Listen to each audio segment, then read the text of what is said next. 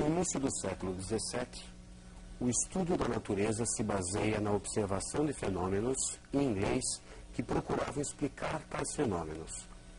Surgem as primeiras noções sobre o conceito de funções. Já no século XVIII, matemáticos começam a utilizar o termo função para designar aqueles valores resultantes de operações entre variáveis e constantes. Na física, durante o movimento de um corpo em queda livre, a velocidade é função do instante de tempo considerado. Na química, o volume ocupado por uma dada massa gasosa é a função da temperatura em que se encontra. Na economia, o lucro obtido por uma empresa é a função do custo que ela tem na mercadoria. O conhecimento das funções que regem esses fenômenos permite que se façam previsões e correlações entre as variáveis envolvidas. Iniciaremos o estudo das funções analisando os seguintes tópicos. Observe: o conceito de par ordenado, a definição de produto cartesiano, o que vem a ser uma relação binária e a definição de aplicação ou função. Par: todo conjunto formado por dois elementos. Na teoria dos conjuntos, a ordem não importa, e o conjunto formado pelos pares 1, 3 é igual ao conjunto formado pelos pares 3, 1, pois possuem os mesmos elementos. No entanto, existem situações onde os elementos devem ser apresentados numa certa ordem. Observe o sistema. 2x mais y é igual a 5. E x menos y é igual a menos 2. A solução desse sistema é um par xy igual a 1, 3. Isto é, x igual a 1 e y igual a 3. Nesta ordem.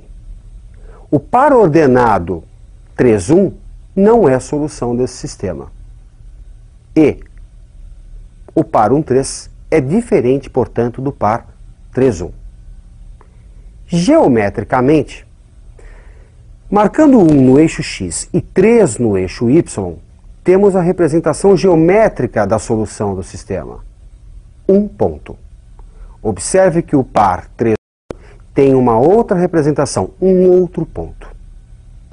Você aprendeu as operações de união, intersecção e diferença de conjuntos. Vamos definir agora uma nova operação, o produto cartesiano de A por B. Observe os conjuntos. Conjunto A, formado pelos elementos 1, 2, e o B, formado pelos elementos 11, 12 e 13. Que pares ordenados podemos formar tomando-se um ponto em A e outro em B? Tomando-se um elemento em A e outro elemento em B. São eles: o par 11, 12, 13, se partirmos do elemento 1. 11, 12, 13, se partirmos do elemento 2. Esse conjunto de pares ordenados é o que a gente chama de produto cartesiano de A por B. Portanto, o produto cartesiano nada mais é do que um conjunto formado por pares xy, pares ordenados, onde o x pertence a A e o y pertence a B. Retomando o exemplo, vamos construir dois subconjuntos a partir do produto cartesiano. Observe. O subconjunto R1, formado pelos pares 1, 11 e 2, 12, pares onde o y é igual ao x mais 10 unidades. E um outro subconjunto, R2, formado pelos pares 1, 11, 1, 12 e 1, 13, pares onde o x é igual a 1. Subconjuntos, a exemplo de R1 e R2, são chamados de relação binária de A por B. Relação binária: todo subconjunto de um produto cartesiano. Agora, estamos prontos para definir função. Se numa relação binária, cada elemento de A se associa a um único elemento de B, temos uma aplicação ou função. Observe na tela. A notação usada é a seguinte. F é uma função de A em B que associa a cada x pertencente a A um único y pertencente a B. Dizemos que y é igual a f de x, isto é, y é uma função de x. Vejamos alguns exemplos. A relação binária apresentada não associa o elemento 2 do conjunto A, portanto, não é uma função. Na relação binária apresentada, o elemento 1 se associa a dois elementos de B, portanto, não é função. Já na relação binária apresentada, cada elemento do conjunto A se associa a um único elemento de B. Trata-se de uma função. Uma função que associa a cada x de A um y em B, que é igual a x mais 1. Conjunto A, o conjunto de partida das setas, é o domínio de definição da função. O conjunto B, conjunto de chegada das setas, é o contradomínio de f. Os elementos 2 e 3, que se associaram a elementos de A, formam o conjunto imagem. É o caso do 3, que é a imagem de 2 pela f. Bem, vamos realizar alguns exercícios para ajudá-lo a fixar esses conceitos.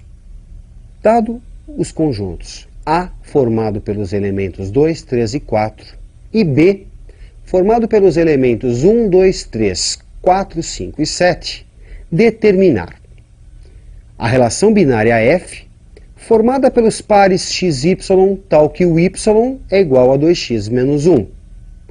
O esquema de flechas para f, o domínio, o contradomínio e o conjunto imagem de f. Bem, representando os conjuntos através de seus diagramas de Euler e como a função tem uma lei que é dada por y igual a 2x menos 1, para x igual a 2, conjunto A, a função associa a um y igual a 2 vezes 2 menos 1, 4 menos 1, 3.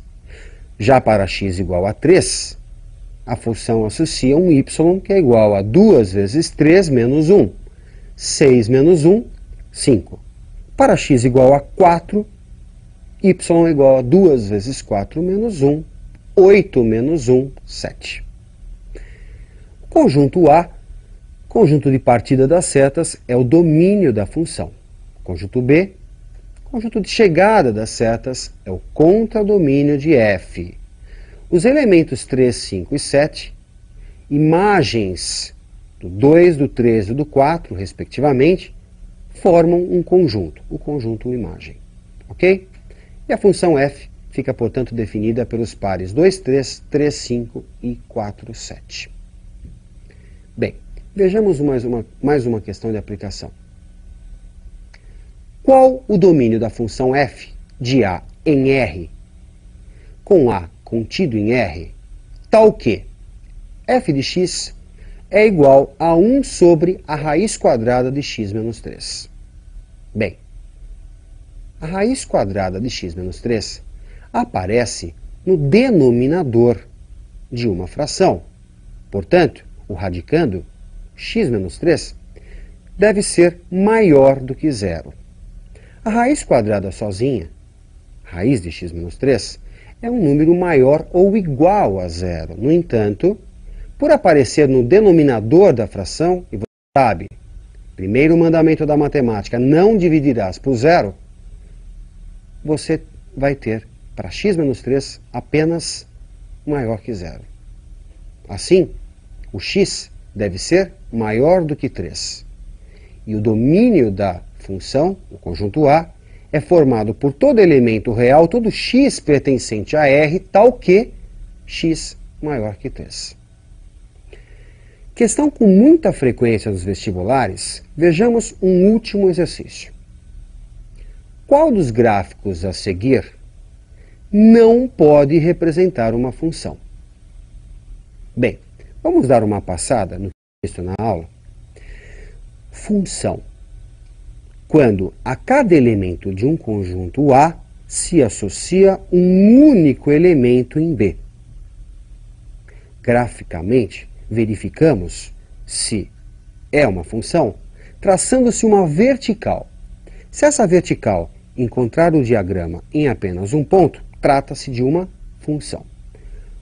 Vamos voltar ao exercício. O primeiro gráfico é representado por uma reta. Ao traçar uma vertical, o que você percebe? Que ela vai tocar o diagrama, a reta, sempre num ponto. Esse diagrama, essa reta, representa uma função. Nós vamos ver mais para frente que trata-se de uma função de primeiro grau. Bom, você deve estar vendo agora um novo diagrama que lembra bastante os diagramas de mudança de estado, sólido para líquido ou líquido para gasoso, que você vai ver na física.